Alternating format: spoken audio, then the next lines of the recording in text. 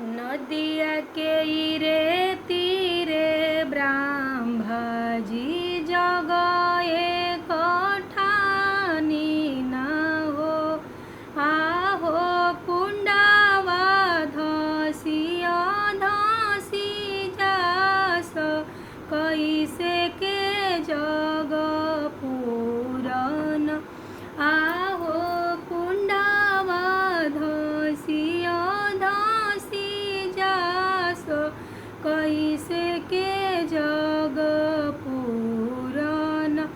कुंडावा उठाई जब देखेल मन में विचारेलन हो।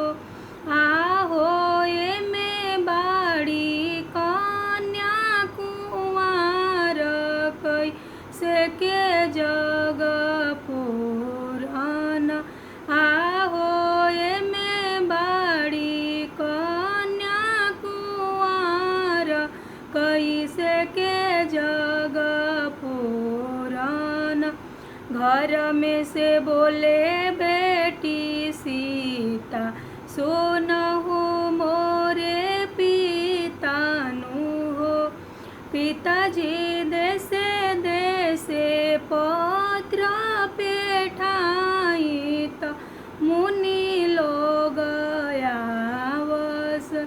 पिताजी देशे देशे पत्र पेठाई त मुनि सब आवस।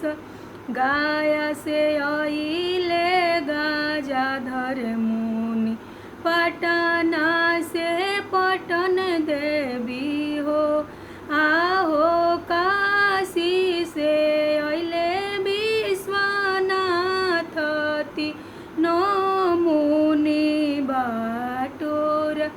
आहो काशी से आइले